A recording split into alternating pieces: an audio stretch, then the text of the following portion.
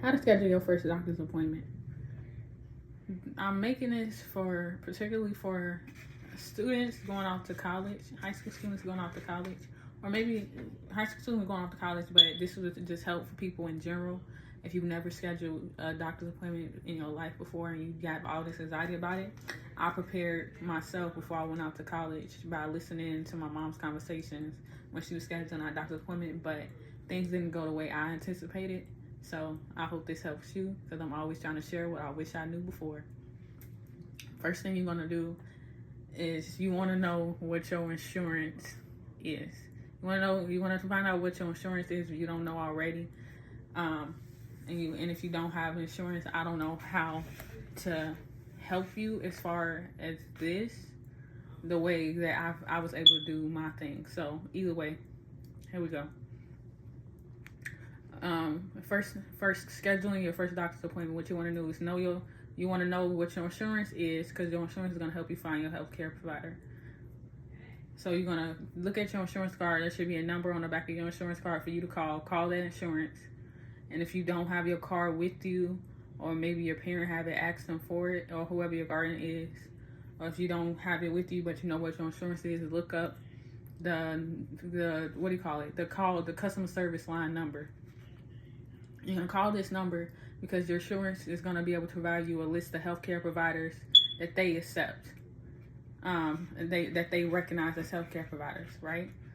And you can get, when you talk to the representative, you want to get on the phone and talk to the representative, because the representative is going to be able to provide you a list of healthcare providers in your area, and you're going to ask them to email you that list.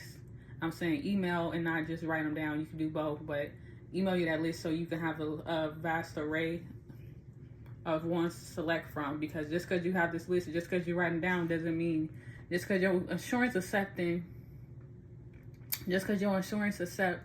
these healthcare providers, doesn't mean that these healthcare providers accept your insurance, because their policies could have been changed and updated. In addition to that, they might not be accepting new patients if you're a new patient. So that's why I want you to have this email list to you. And you can also get specific.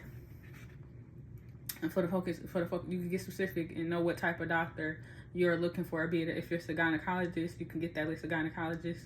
If it's for orthodontist, you can get that list for orthodontists. I don't know how in-depth all the other ones go, but for the sake of this video, we're going to focus on primary care providers. And I'm talking fast because I don't want this video to be really long. And I might make this into a short. So you're going to ask for that list to be sent to your email. And when you get that list sent to your email, you're going to go through that list and call the ones close to you. And that's if you get the mass list. But if you get the list just condensed down easier, I have Anthem. Anthem was able to just do the list of which was in my area. Hold on.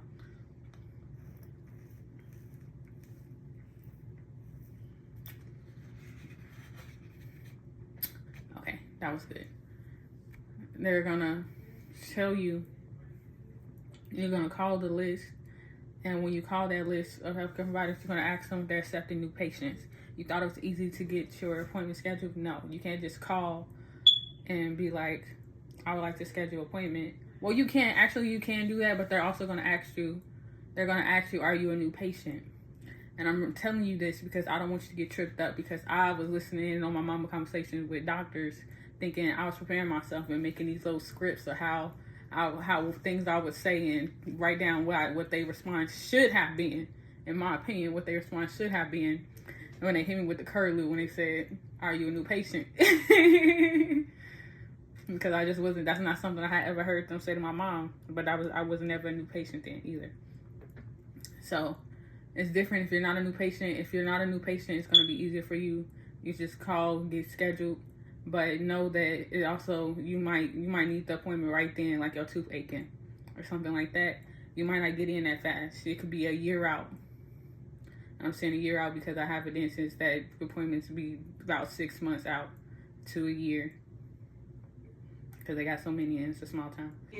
I forgot that for when I said that you might have like a dentist or something, they don't have nothing, so that's like a year out. You can call again next week or a few days later, or actually be put on the schedule list for people to call, if just in case somebody cancel. those ways you can get in sooner, just in case your appointment, just because your appointment is scheduled far out, don't mean you can't get in sooner.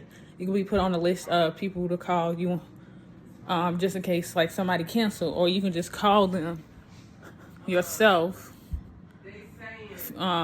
a week or so at once a week if you want to, or every few days to see if somebody canceled, to get in there sooner. But just know that when an appointment is canceled, that doesn't mean it's gonna fit your schedule. The way it works, you might have to miss work or come in work later, or even be late to class or miss class for that time. So be careful with your absences too. There's just a lot of things you gotta plan for, and things that can be planned for. Back on topic though. You're gonna get this, and you're gonna call the people on the list, and you're gonna go through them, ask them if they accept your insurance. You can have them check in advance. You gotta have them ask if they accept your insurance, and tell them that you're a new patient and you would like to get your first appointment scheduled. And they're gonna look through the call log, see what's not call log, but look through their schedule, see what's available. But that's why before you even call them, I want you to have planned out, because you a student. I'm talking to my students going off to high school, or you're just graduating, or maybe you're a working student, or whatever you do. Or maybe you're just a working person who this is your first time scheduling appointments for you. Maybe somebody always did it for you, you're trying to be more independent. You're going to ask them, I want you to have list dates out already that works out for you in your schedule, so you can tell them. They're going to ask you, list what days work for you. They're going to ask you what days work for you, because it's your appointment. And maybe you never anticipate them asking you that, but that's why I want you to know this now. So have days and times that best work for your schedule that you have planned out for the next, let's just say the next month. Let's look at the next month, because I'm not going to say you anticipate 3 months went out, but for the next month or so, what days typically work for you in your student schedule? Because I'm saying student schedule because I'm anticipating like you're a college student now. So know that. And essentially, and you like, well, I already knew all this, so it's the talking to them part that I'm kind of worried about. Well, I just practice. I practice with my mama. Like that would be my vision care appointments. I don't know what the vision doctor's called, but I practice with whoever your guardian is. You taking turns calling the representative, or when you go to doctor's appointment, you being the one who walk up to the desk and handle all the things. Because when we talk about signing all the forms and paperwork, there's going to be paperwork you need to complete as well. So know the list of family diseases and stuff like that maybe that might run in your family, or know the people you need to call in case of those things. And I hope this video helps.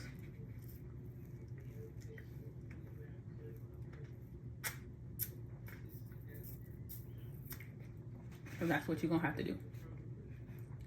So, things you need to know to do for schedule, things you need to do. Let's quick recap. Things you need to know how to do to schedule your first appointment. Call your insurance company. Get that list of healthcare providers. Get the list of healthcare providers so you can get for your primary care physician or whatever doctor you need. So then you can get that list of providers that accept your insurance. Get the list of providers that accept your insurance so you can call them, see if they're accepting new patients, and ask them if they accept your insurance, just in case their policy is updated. And when you get that list of policies, not policies updated, but when you see that they accept, when you call and confirm they accept your insurance, you also have to also call and confirm they accept the new patients. Hopefully you do this on the same call, you don't forget. And you get yourself scheduled, and then make sure you have before that, I guess I should have said this before, have a list of dates and times that will work best in your schedule, be it that you work, if you don't work, you're a student, you need to fit that into your student schedule if you have classes or whatnot. That way, when you call them and get scheduled, you can do everything quick, smooth. And I want you to be prepared just in case they don't have any times or dates available within the next month, and it's like far out, like 3 to 6 months or so, like that, because you'll have to know, like, it's not as smooth as you thought, and that's fine. And if you're scared about just calling on the phone, like, I can't talk on the phone, write a script. They're gonna ask you things like, are you a new patient? Excuse me. Are you a new patient? What's your health insurance? Or why you should know your insurance? Just little things. Just write down what you want to say. Questions you need to ask. You can also let them know this your first. You can let them know that this your first time scheduling an appointment for yourself. What do you need to bring with you to the appointment? You're likely going to ask you to bring your ID, your insurance, and your insurance card. And I hope you have a debit card with you as well as some type of credit card, just in case you need to pay for something out of pocket, just in case your insurance doesn't cover everything. That's why we call to make sure your insurance is accepted there in advance. And that's why you want to also, because it could be both ways. It could be your insurance will recognize these healthcare providers when they and they will pay at this if you go to this facility, but it could also be the healthcare providers that they have on the list. Although your insurance recognizes them, that the facility don't recognize your insurance. So that's why you want to call and get both cleared, so you don't pay for nothing out of pocket. Because I'm trying to help you, because the United States healthcare system is, I was going to cuss, and I don't like cussing. It's effed up. So, trying to help you as much as I can, because I have been doozy. And things are different at urgent cares too. So, know that. That's all I have on my mind right now. I hope that helped y'all. And for those y'all scheduling your appointment for the first time, remember, it's okay if they go off script. It's fine. Let them know it's your first time. It's your first time scheduling. They're gonna work with you. Just treat people the way you want to be treated, and don't be thrown off if you get somebody that's rude on the phone. Just ask. You can actually want to talk to somebody else, or somebody else available to talk to. If you're a person that's scheduled with that, just call back. Just say you can call. You can always call back at another time. You can always call back at another time, and it's fine.